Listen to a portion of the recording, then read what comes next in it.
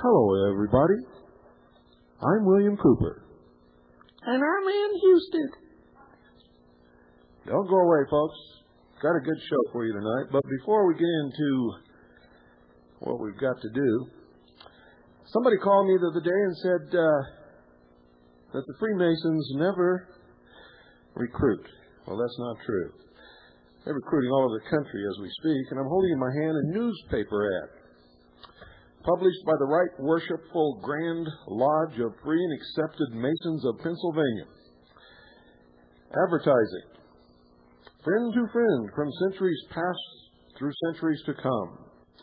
Yes, please provide information on Freemasonry. Has a little coupon here to cut out and send in so that somebody can come knock on your door and take you down to be initiated. So you see, you're wrong. Almost everybody who has ever in history become a Freemason was recruited by somebody, usually a business acquaintance.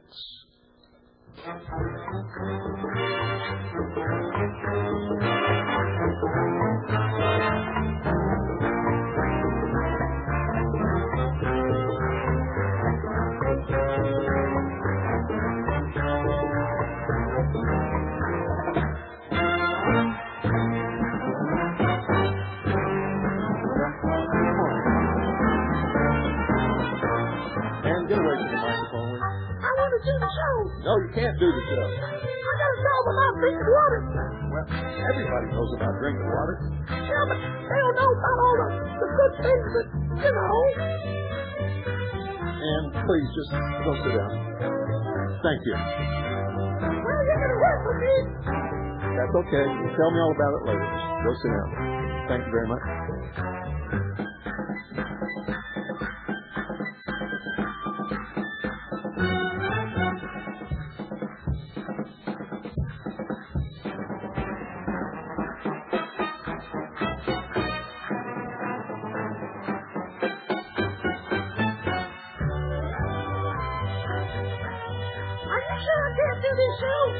And please. Thank you.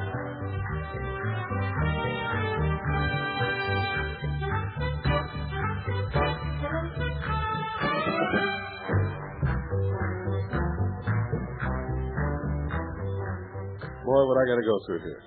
Everybody's showing up for the conference, and everybody wants to get on this radio program, broadcast, thing, whatever it is.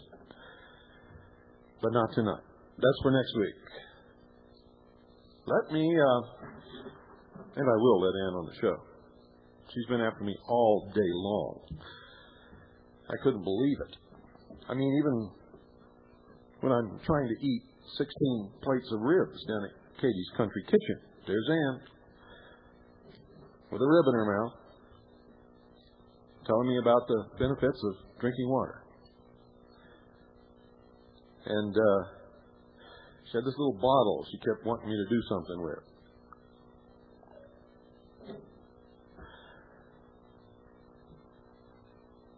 Now, I'm going to, before we get into what we're going to do tonight, what we're going to do is let you guys be the stars. Because to tell you the truth, this has been a long week, and I'm a little tired. So, I know that all of you think there's no such thing as a world government. I know you think that the United States of America is a sovereign nation. I know you think that if the United Nations calls upon us to commit troops to battle that we can say no. You're wrong. You're wrong about all of the above. You see, we stopped being a sovereign nation long time ago, and it was sealed when old Harry Truman signed the United Nations Treaty, and it was ratified by the traitors in the United States Senate. And through an erroneous interpretation of Article 6 of the Constitution, they now claim, and have claimed ever since, that we are a vassal state of the United Nations. And then the United Nations Charter makes it very clear. Article 42 says, should the Security Council consider that measures provided for in Article 41 would be inadequate or have proved to be inadequate, it may take such action by air, sea, or land forces as may be necessary to maintain or restore international peace and security.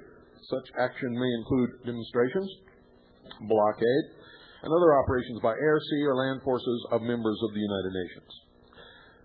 Well, you say, well, that doesn't commit anything, does it? Nope. But you shouldn't have quit reading, folks. What am I saying that for? There might be 3 people out there who've ever read any of this, to tell you the truth. Article 43. And I'm just reading you a little bit of the UN Charter, folks.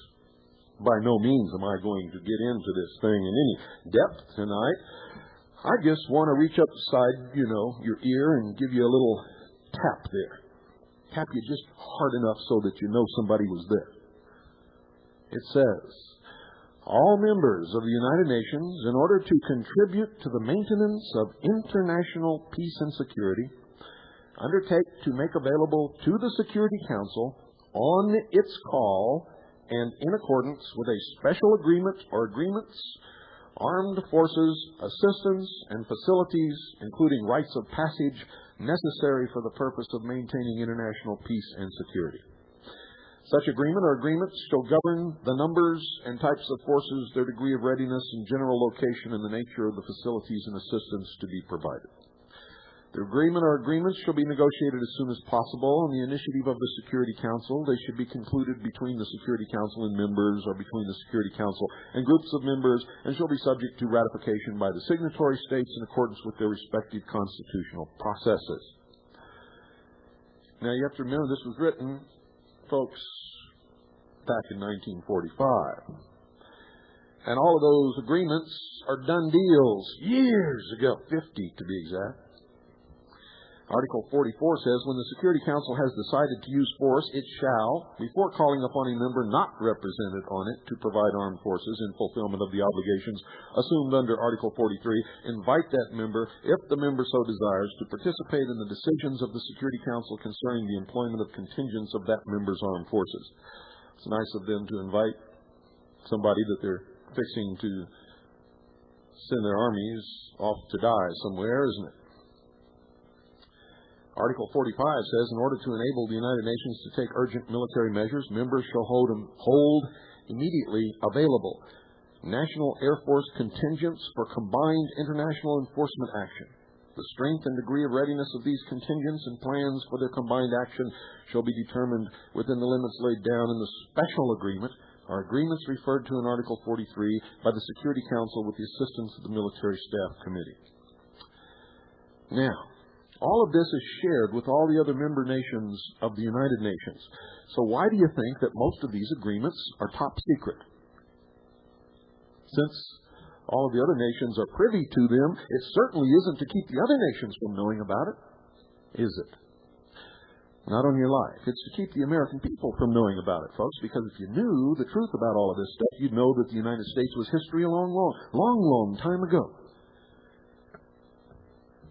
That's right. And old slimy lizard Newt knows it. So do all the other people in there. 33rd degree Freemason Bob Dole knows all about it. Yes, sir. And 33rd degree Freemason Harry Truman did it. Right about 1950, the National Security Council promulgated a National Security Council memo, number 68, which to this day is still classified top secret. That's right. Except we have a copy of it, have had for years. What it says in there, that the policy of the United States shall be to strengthen the other nations of the world, to elevate their economies to the same level as ours, and to bring about a new world order. This was done in 1950. And to accomplish all of this, the veil of national security, the National Security Act of 1947 and 1954, and the CIA was created to make all this reality. Can't happen in America. Bill Cooper's full of crap, right? You're going to find out, sheeple. And it's not going to be too far in the future that you're going to find out. What do you think this is all about? What do you think the rush is to disarm American people? Why do you think patriotism is being branded terrorism? Weren't you admonished that you were supposed to be patriotic when your sons and daughters were sent off to die in the desert for Kuwait, fighting a country called Iraq, which none of you could pronounce or spell or even knew where it was until that moment? But you patted your sons and daughters on the butt and you sent them off to fight for the Constitution for the United States of America, didn't you?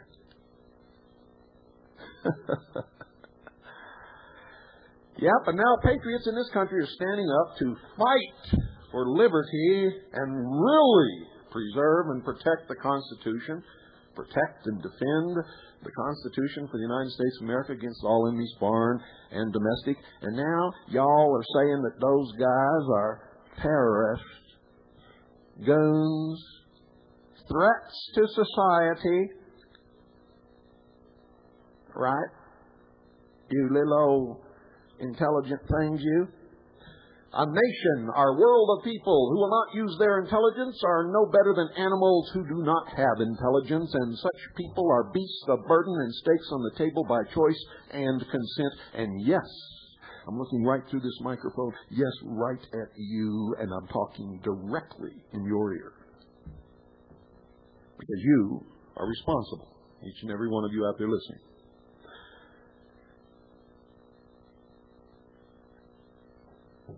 And those that had the guts to speak up were called un-American. Yep, un-American.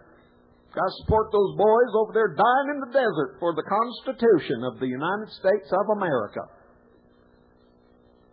After April Glaspie, on a special mission for the State Department, on orders of the President of the United States, George Herbert Walker Bush, gave Saddam, remember Saddam? Gave Saddam permission to attack Kuwait.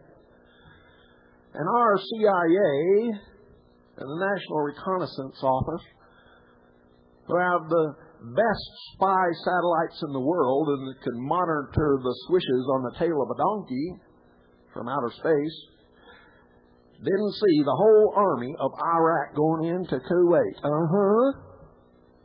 Never mind, they've been rehearsing this thing for about 10 years. Under Operation Bright Star. Yep. The Bright Morning Star. Yes, sir. Under Bright Star.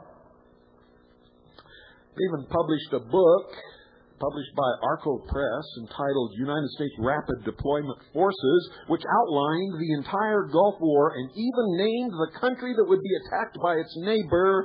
They named in there Kuwait. And guess when that book was published, folks? About 5 years before it happened. And every year they were sending American forces over there to practice this war. Yep, you all just patted your sons and daughters on the butt. Just sent them right over there to fight for the Constitution, didn't you? Real patriots, and you hung little flags in your windows and put little yellow ribbons on your trees and your mailboxes. Yeah, and then you turned on Andy Griffith, and you felt real good about yourselves, didn't you? Sorry about that, dummies.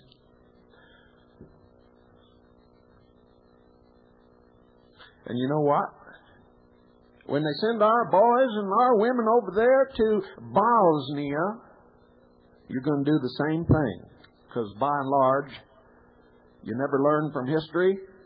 And I've come to realize that most Americans are as stupid as the day is long. Ignorant and apathetic. And frankly, my dear, if Roseanne Barr is on the television, you just don't give a damn. Ain't that the truth? Well, I said I'm going to let you start tonight, so I've had my say. Now you can have yours. The number is 520, and if you can't get through on 520, you get some silly announcement from the operator saying that number's not in service, use 602. In the process of changing the area codes, Phoenix will remain 602, and the rest of Arizona is going to 520. So,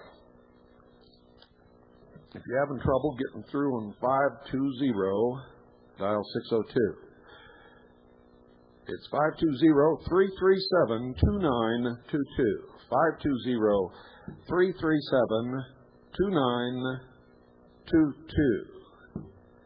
Good evening. You're on the air. Good evening, Bill Cooper. Howard from Philadelphia. Hello, Howard. Well, from the outskirts of Philadelphia. Listen, I got a couple things to report from on the no con front. I am told that there was a meeting of Governor Leavitt and a few other people, and a number of big business happened to be at this meeting, discussing how they can get the con moving again. I think, and as they... It's dead for this year. What they were discussing is how to make it work next year, and they were taken by surprise, and they're all committing large sums of money to bombard the public with propaganda so that we can't stop it next year. Well, I must tell you, though, I think that there's still room, though, if they actually put a push through and we were asleep at the switch. Most state legislatures are adjourned. Well, yeah, but they'll be coming back after the summer. That's true. But the meeting is dead for this year. Even if they could get them to push it all through, when they come back after the summer, they couldn't possibly have their meeting this year as they had planned. It's got to be for next year. And, yeah, well, but then again, next year could be any time. They haven't specified, and we'll be on top of it as far as on the internet. We've got people out there that are covering just about every state.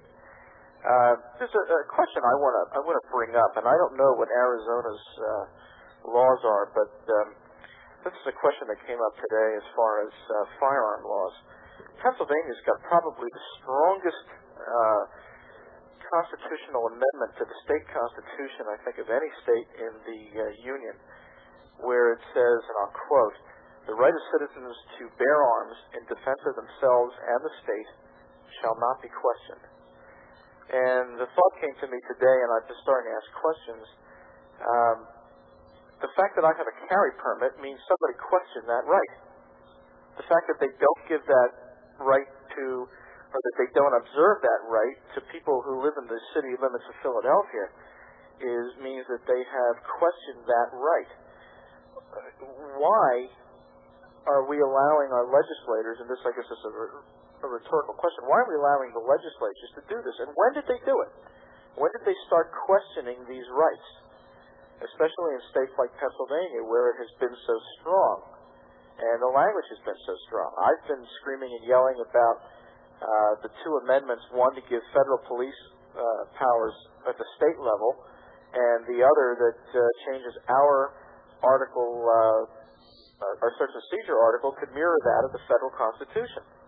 And meanwhile, we all go happily along, and nobody picks up on the fact that in order for our state Senate or Congress to do anything in Article 1 would be treason. They are going against an amendment to that Constitution that made it forever inviolate. But yet they do it. That's right.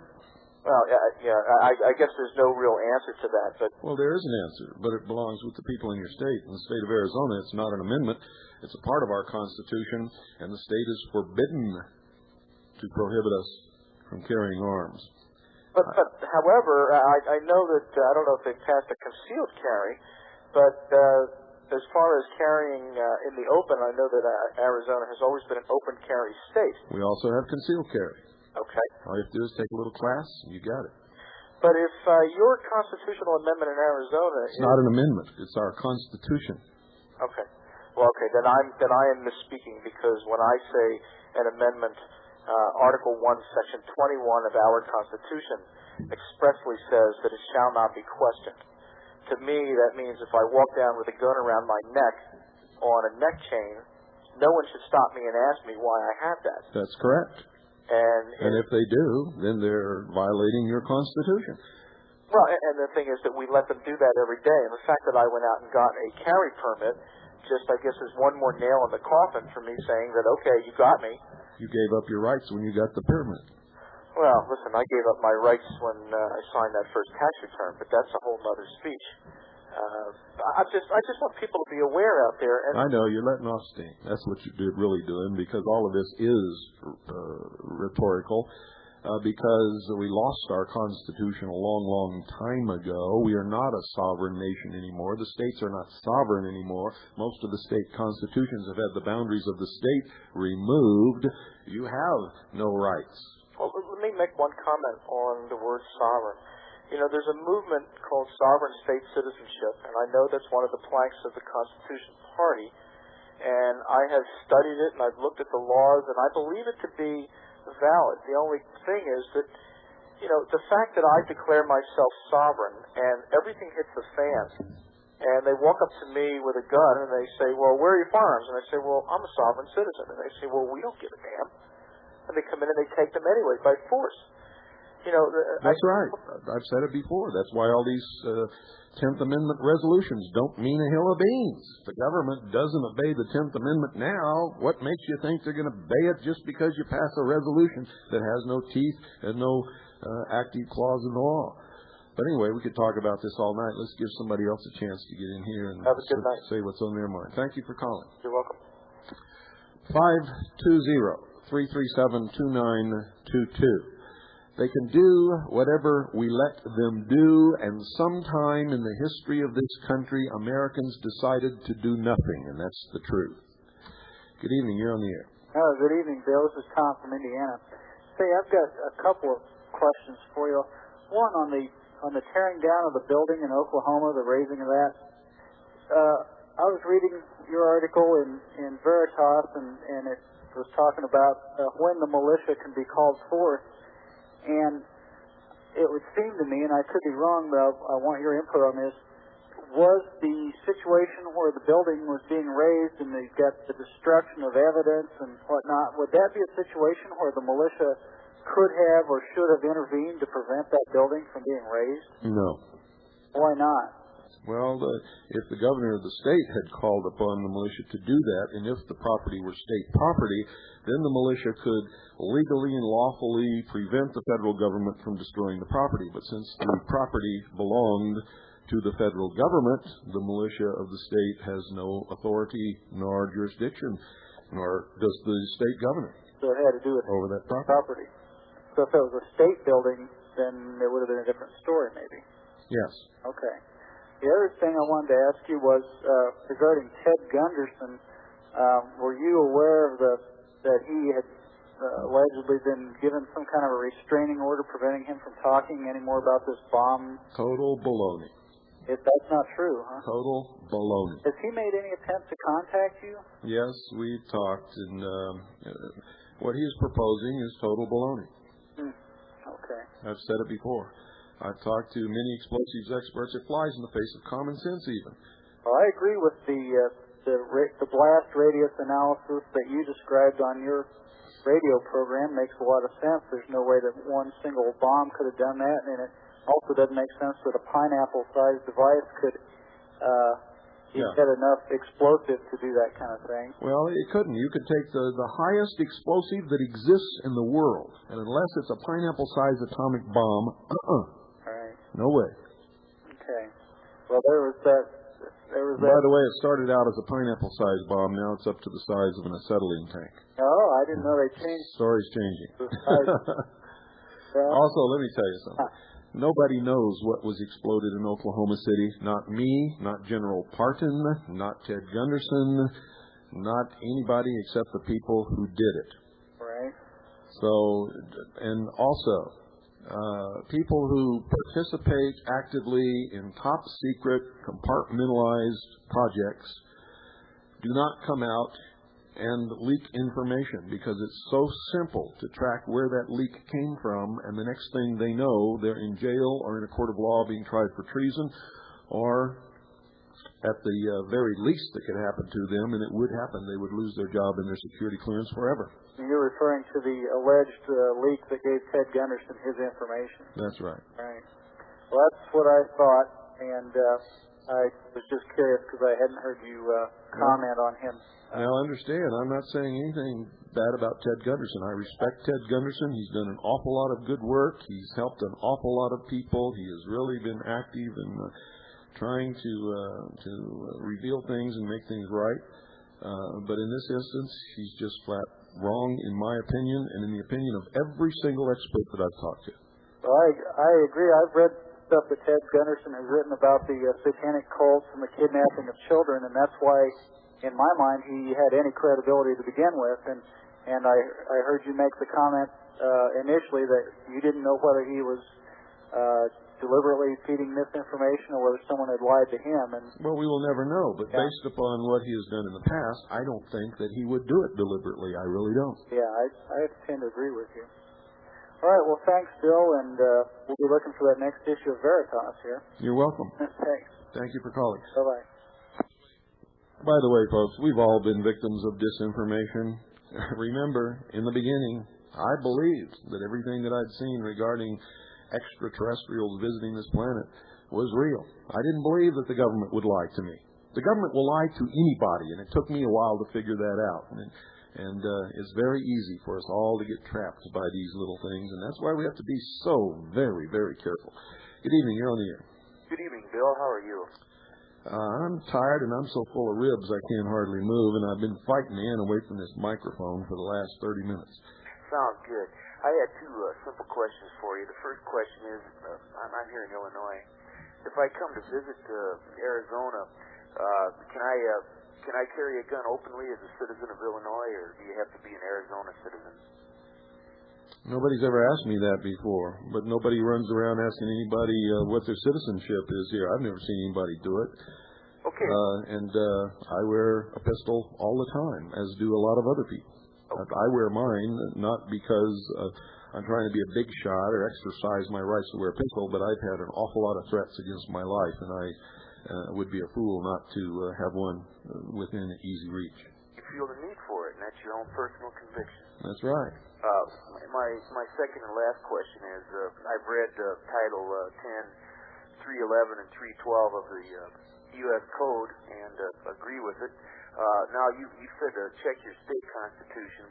I checked the Illinois state constitution, and they start out in the military branch under the governor.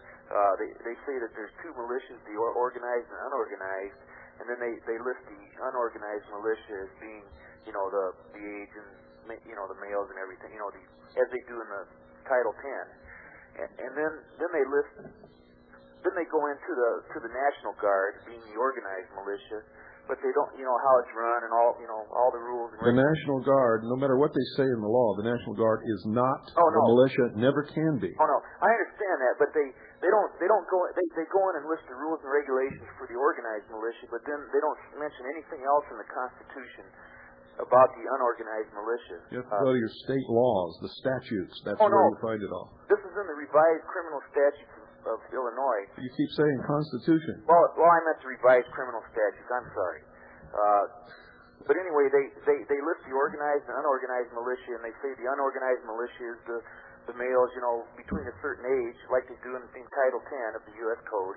And then they don't list anything else. They don't list the rules and regulations, or they don't list that you're under the governor or anything. So it's a dead issue from there on, or they don't say anything more about it. Well, they don't have to. The militia has been so established in the history of this country as the whole of the people that the only way that they'll start listing those things is if they want to do away with that. Well, they can't because it's our right. Well, as long as we're willing to stand up and claim our right. But every time they come and take any other right away, nobody stands up and claims it or protects it. They just roll over and play dead. So what makes you think people are going to protect that right? Okay. If they don't list in the Illinois, if they say that there is an unorganized militia, but they don't say anything more about it. In the first place, you can't argue the point because you haven't studied it enough. You need to get every book you can find on the militia, the history of this country, read the Federalist Papers. You have to know this subject in and out before you can stand up to anybody and argue the points of law or the proper place of the militia in the history and traditions of this country and its legality as the whole of the people. I understand that. I was referring to as you said, check your state laws and, find out more about it. I know, but I see supposed militia commanders, people who call themselves generals on Geraldo and what's his name, Tommy Donahue, and on the Larry King Live, and talking to Ted Koppel in a town hall meeting, who don't know their butt from a hole in the ground, can't quote the law, or they won't quote the law, or else they're there specifically to sabotage.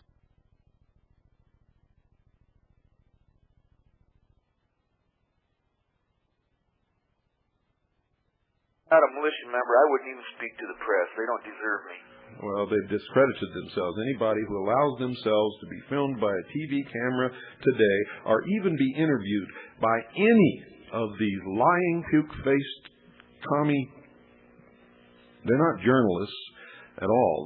The definition of journalism is somebody who reports the facts objectively and lets the reader make up their mind. If you don't believe that, look it up in the dictionary. But anyway, I got to let you go.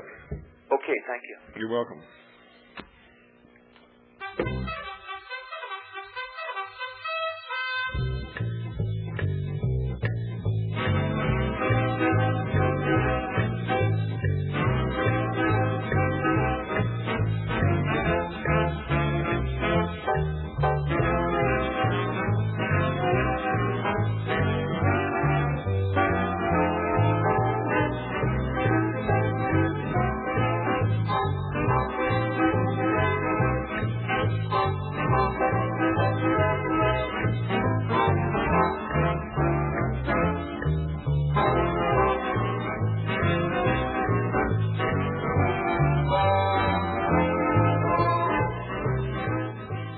I'm William Cooper, and you're listening to the Hour of the Time. We're brought to you by Swiss America Trading. Folks, they deal in real money. And for those of you out here that don't know what real money is, you need to find out real quick, because you see, what you've got in your pocket is not real money. In fact, it's counterfeit under the law, and those who printed it, according to the law, should be in jail or dead. Because the punishment for the debasement of the coinage of the United States of America is death. Did you know that? It's true. Not only have they debased our coins, you see, the Constitution says, ladies and gentlemen, no state shall tender in payment of debt anything other than gold or silver coin. The Constitution says that Congress shall coin money. It doesn't say print money, it says coin money. What is money? Well, in the law, the United States Code, the statutes, it defines money. It says money is a specific measurement of silver coin or its equivalent value in gold coin. Did you know that? Well, it's never been changed. They've just convinced the public to accept counterfeit, and they're not even notes. They call themselves Federal Reserve notes, but they're not even notes. Look up the definition of a note under the law, and you'll see what I mean. You see, you can have a note on your house, but a Federal Reserve note is not a note. It's a lie. It's counterfeit. It's a scam, and a big-time scam at that. You know what a dollar is? You see, they say that they're dollars, but they're not even dollars. A dollar is a unit of measurement for money. If you have no money, which is specifically silver coin or the equivalent value in gold coin, then you can have dollars, because the dollar is the unit of measurement for that real money. What you have in your pocket is nothing but worthless paper. You can't even use it to write on because it's got this ink all over it. You see? It doesn't even have the same value as a blank sheet of paper. At least you can use that for something. You really want to know what these phony counterfeit Federal Reserve notes are worth?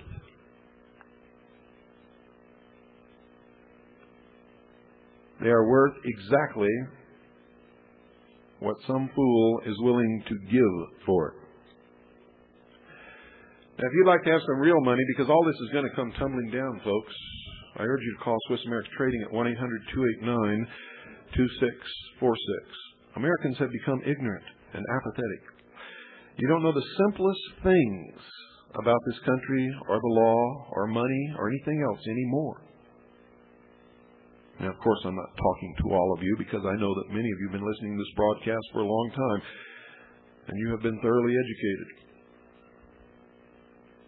And I know that some of you were educated before you ever started listening to this broadcast, and you gravitated here because it's the only place you could find the truth. There's a lot of you out there who don't even know what planet you're on.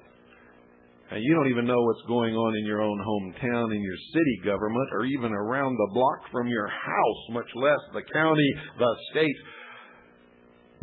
or the federal government. And for most Americans, I'd say 99.9%, you can forget about the rest of the world. You don't know a beans about it. And you can protest and whine and wail and gnash your teeth all you want. It's true. It's true. People from foreign countries look at us and just shake their head. They can't understand how we can be so stupid. If you'd like to have some real money, call Swiss America Trading, 1-800-289-2646. Get yourself back on track. Stop being a sheeple. Sheeple are led to the pens and sheared, and then eventually they're led to the slaughter. And that's where we're all headed right now, directly to the slaughter. We've already been sheared. 1-800-289-2646. Do it now. You'll feel better. You'll sleep better. You'll be glad that you did.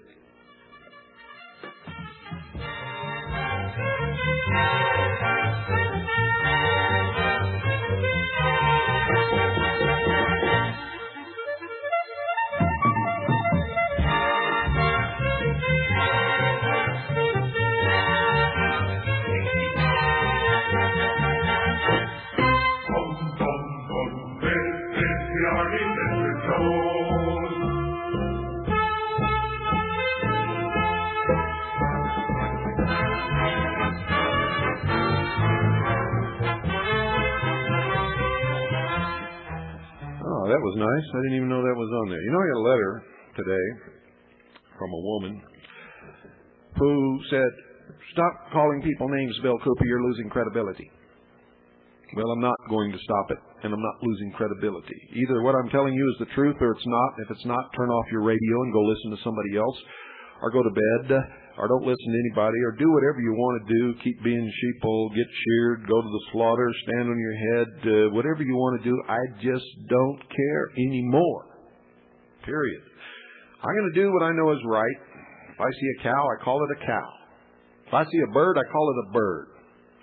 If I see a lying, Marxist, puke-faced scum person that calls themselves a journalist, that's exactly what I'm going to call them. And I don't care if they like it, and I don't care if you like it. I don't care if anybody likes it. It happens to be the truth. And as long as it's the truth, I'm going to keep on saying it. Good evening. You're on the air. I am? Yes, you are. Hi, Bill. Love the music. Thank you. I've got a question about Mark Hornke, but first I wanted to state that although I love you dearly, I do disagree with your statement about animals being dumb. Generally, unless they've been abused or factory farmed, they know who their enemies are, unlike the sheeple. But Cornkey, who had his radio program, I know that you've talked about him. I don't know if everybody out there knows who he is. Mark from Michigan, claiming to be somebody that he was not, according to you, which I believed, and sent that mysterious fax, apparently just before the bomb went off in Oklahoma, to a congressman in Texas. I believe the fax said, first update, building 7 to 10 floors only, law enforcement personnel, BATF, FBI, Oklahoma, I can't remember what else it said. And everybody that maybe even knew Timothy McVeigh, maybe did Play-Doh with him in kindergarten, is under suspicion. But Cornkey, who sends this fax out, the feds immediately said, well, geez, boy, we're just not interested. He's not significant. And then, of course, he just disappeared off the air. And I wonder if he is vacationing in Rio, or if you have any updates on what happened to him. I have no idea, but he never was who he said he was. I've warned people for years to stay away from him. He is the only person in Michigan who ever said anything even remotely radical. Instead of pinning all that stuff on him, they tried to demonize the legitimate, legal, and lawful good folks who make up the militia of Michigan. And I believe that they were just washing Cornkey. I believe the only reason his name came up, and the only reason he was bounced off the air, was to wash him. After that fax thing came out, and I think that it sort of gave a few things away there. Well, that fax, to me, and please... Also, I hate to interrupt you, but I've got to make this point. There are quite a few people in the state of Florida who will swear that when Mark from Michigan, went to Florida to speak there, that Timothy McVeigh was one of his bodyguards. I don't know if that's true or not. I just know that there are enough people who are willing to swear to that I'd have a hard time doubting it. Yeah, and I don't know what's true yet. We've got so much to learn. Also, we don't know that McVeigh ever did anything. He hasn't been convicted of anything. Absolutely, or Nichols. And as far as I know, except for the fact that he rented a truck and somebody saw him in Oklahoma City, there's no evidence that he did anything. Well, Bill, I was wondering if somebody like McVeigh actually... Well, wait a minute. What do you mean by like McVeigh? Nobody even knows what McVeigh is like. Yeah, you're right. What they said he was like, we found out was a lie. We sent our people to Kingman, Arizona, and those people in that trailer park said that the description given in the newspapers is not Timothy McVeigh. They said he did not live in trailer number 19, which is just a little bit too close to the 19th of April to anybody to believe that crap. He lived in trailer number 11. They said he was a real nice guy, never gave anybody any problems, didn't make any loud noise, never did they see him shoot any weapons into the desert. He did not drink beer and leave beer cans laying around, and didn't leave an abandoned automobile in front of his trailer. And he was only there 3 months, not the length of time that they were saying he was. Well, at this point, I don't believe anything, because I know that I don't know anything. All we've gotten is the official propaganda. What I was wondering is if any person who gets sucked into a plot, like an Oswald, and when I said like McVeigh, I meant somebody who was a good soldier, someone who followed orders. If somebody like that could be sucked into something where you're told you're going to be part of something important and you're going to rent a Ryder truck, and that based on the need to know, meaning that you only know what you're doing and you don't ask about the overall picture, that you could do something like that and end up being duped into being part of this terrible thing while the other people are, in fact, vacationing in Rio or whatever. That's right. They sucked me in that way. I joined the military because I was patriotic. I wanted to serve my country. I didn't believe our country could do any wrong, and they told me to go off and kill these people in Vietnam because I had to protect the Constitution, and like a dummy, I went off and did it. Well, thanks, Bill. If you hear anything about what happened to Cornkey, I'd appreciate hearing it. Well, I have no idea what happened to him, and personally I've been warning people against him for years and against the militia of Montana, and to affiliate with a legal, proper, good, honest no BS militia, and I really don't care where he is, to tell you the truth. I've done my job as far as he was concerned. Well, that's right. And if he sent that fax, by the mere fact that he wasn't who he said he was, he's either a spy or a conspirator. Thanks a lot for your time, Bill. Or maybe just some guy who wanted to feel important. I don't know. But anybody who says they're one thing and turns out that they're not is somebody that you should stay away from. The number is 520-337-2922. Good evening. You're on the air. Mr. Cooper. Yes. Yes, you're a hard man to get a hold of. Yes, I am. I have a question concerning one of your radio broadcasts, probably I think it was last week, where you were talking about Bill Clinton, and he held a red rose in front of his face. Mm-hmm. Now, you said you were coming out with a book on symbology of the New World Order. Am I not mistaken on that? No, I did not. I said Jack Sheffer, who writes a column for our newspaper, is. Okay. And that, am I to assume that that's not in production yet? I have no idea. I don't know if he's currently writing it or when it will be ready for publication or whatever, but I know it's not anytime soon. I know that. It'll be a while. Well, I'd be very interested in that. Concerning secret societies and, which play into the New World Order. Study the history of the Templars and you just got it all just about bagged.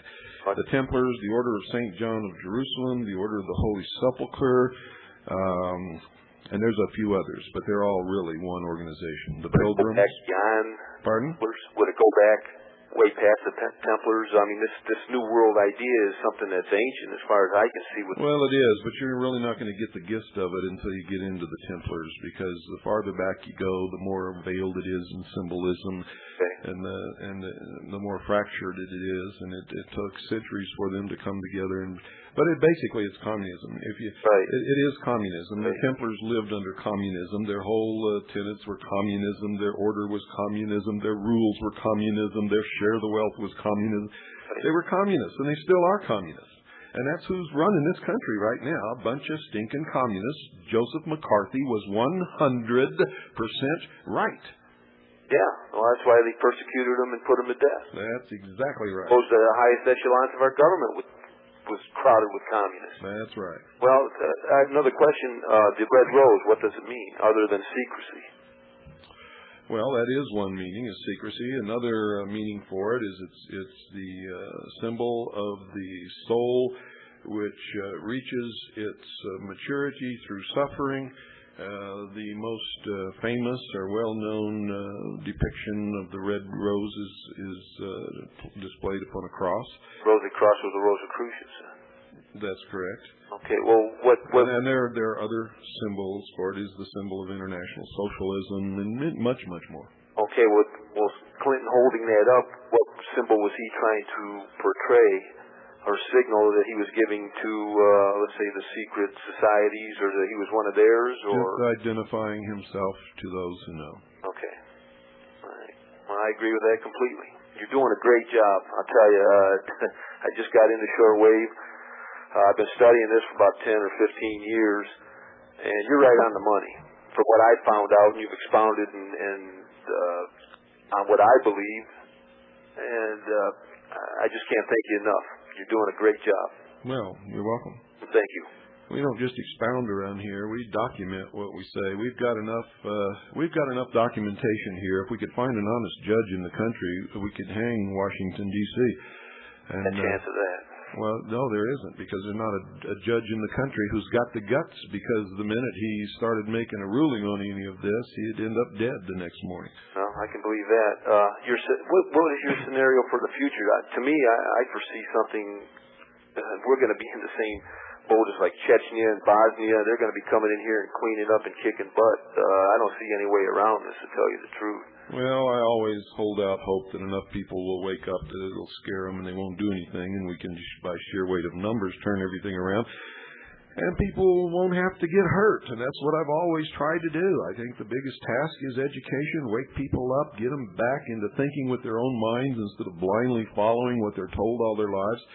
If we could do that, then nobody would ever have to get hurt, and that's I've tried my very best to try to make that happen. Well, human nature as it is, didn't Thomas Jefferson say something that people are more willing to suffer slavery than to fight for freedom, something along that line? Yeah. Well, these people were pretty well educated into human nature to a certain extent, I would think. Mm-hmm.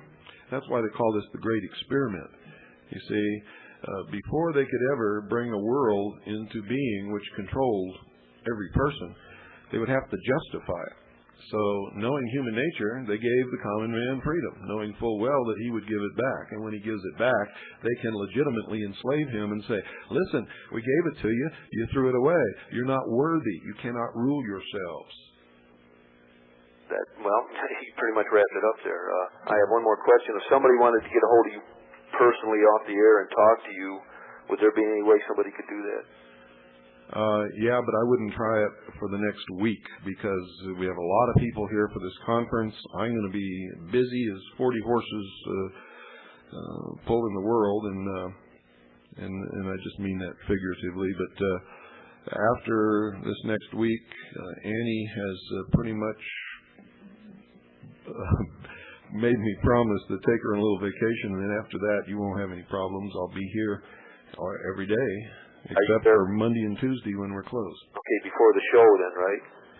Oh, yeah, and don't ever anybody call me within an hour before the show starts. Or an hour after, right? Well, you can call me right after, but, I'll answer the phone for a few minutes, and then I've got to get home because my little girl won't go to bed unless I tuck her in, and it's late at night when the show's over. Keep your priorities straight. Right. Okay, well, thank you, sir. I appreciate your show. You're welcome. Thank you for calling. Mm-hmm. Bye-bye. 520-337-2922 for all you new listeners out there. I like to do these where you guys can call in every once in a while. I don't like to do them all the time because my mission is to impart information to you. So take advantage of this. Good evening. You're on the air. Oh, I finally got through. It was only 900 times I dialed. Good for you. That means you're persistent. Yeah, you got it. I like talking to you after I've called a few times. Sometimes I listen to you and I don't know whether I should laugh or cry. There's some things that you say that are really, really funny that would probably be funnier if they weren't so true. Like the imitations you were doing before, the backwoods Hicks just, sending their kids off to Washington. I mean, that's funny stuff, but it's sad that it has to be so true, though. Yeah, it is. People, the funny thing is, what I really wanted to call you about is something that was kind of bothering me. I hear a lot of times when you give the mic over to us and people call you up, and I'm ashamed when people call you up and they find so many stupid little things to disagree with and nitpick about. I mean, if I were to call you every time I disagreed with something you said, then it'd be it would be ridiculous. The fact is, we're all supposed to be fighting here on the same side. We're all supposed to be working together, and I haven't seen anything that you could say that could be factually committed to error or something. The only, there might be interpretational disagreements, but that doesn't matter. What matters is what binds us all together as a matter. Our matters of opinion. I've always said that you are not required as a listener of this broadcast to agree with anything that I say, but you are required to use your brain, be intelligent, and if you want to call in and disagree, at least present an intelligent argument and allow me to present my side and you present your side. But if you can't present an intelligent argument, I won't even spend a second with you. I'll just hang up the phone and go on about the business. No, I don't blame you. I mean, and furthermore, I'd like to say that to anybody out there who's calling up, I mean, it's not so important if you disagree on little tiny things. I mean, the important thing is what we're fighting for here.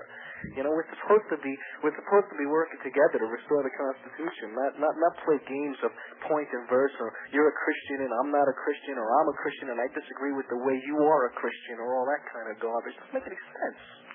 It really makes no sense to me. Well, for some people it does. After the show the other night, a woman called me and said that she agrees with what I'm doing and there's a lot of truth on this show, but if people aren't Christians, they're not citizens. And I said, what are you talking about? She said, this is a Christian nation. I said, no. And anybody that tries to make it a Christian nation, even though I am a Christian, is going to be facing the end of my gun barrel, because the minute it becomes a Christian nation, anybody who's not a Christian will find themselves tied to a stake with faggots around their feet, and there'll be burnings at the stake, just like the Catholic Church did in Europe when they said, everybody's got to be Catholic or you're a heretic. Yeah, absolutely right. By the way, I'm halfway through your book, man. Let me tell you something. I'm really impressed with your ability to find truth and ferret it out. I mean, I'm really enjoying it, and I'd like to enjoy it more. But again, going back to the same thing before, it's way entirely too true, And just the books that you recommended me getting, the books on Freemasonry, once I spoke to you about them, and they really, it's really interesting stuff. And I have to temper my enthusiasm for reading it sometimes and say, wait a minute, this stuff is killing people, and I try to enjoy it a little bit less to try and just get to the heart of the matter. Oh, you ain't seen nothing yet. Wait till they drop a test tube full of Ebola virus. Yeah, I've been studying that kind of stuff in school right now. I mean, I've spoken to you before. I'm in chiropractic college, and we study all this, all these viruses and and it's amazing. If you wanted to turn to that subject, we're actually destroying our own immunity to these things, because the medical profession is giving out all these drugs to try and combat these diseases. And what are they doing? They're genetically mutating, and now they're turning around and killing us. Now you got these flesh-eating streptococcus bacteria, and our own efforts to try and stop these things are killing us. Yeah, but you were right. They are streptococcus. Yeah. And it's amazing that people will not wake up and listen to the truth. And you know what? Even when you present them with fact and truth, they don't want to hear it. No, because it makes them responsible, and they don't want to be responsible. We're out of time. All right, listen, thanks a lot. I appreciate the call. Thank you for calling. Thanks a lot. Bye-bye. Okay, folks, it's that time again. Good night. God bless you all, and this is for Jeffrey down in New Orleans, whom I respect and have grown to like over the last few years.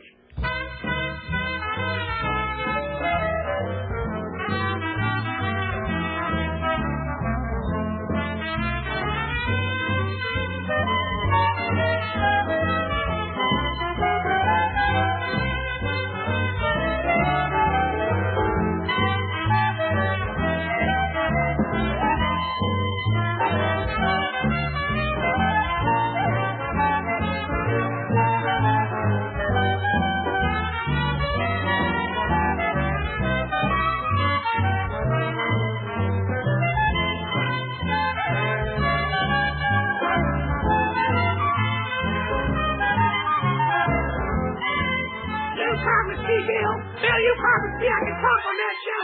And please, don't sit down.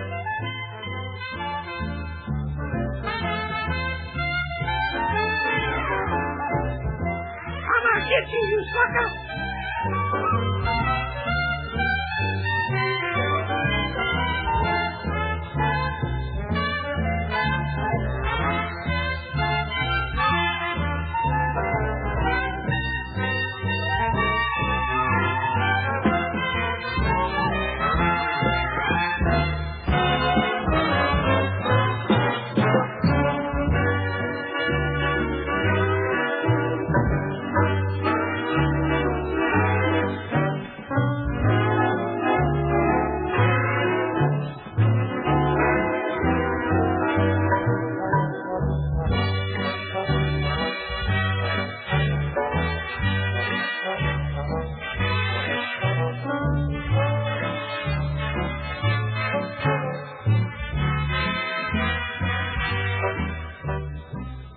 Media brought you some water. Now drink your water. And I want to talk tomorrow night. Oh, Ann, what am I going to do with you?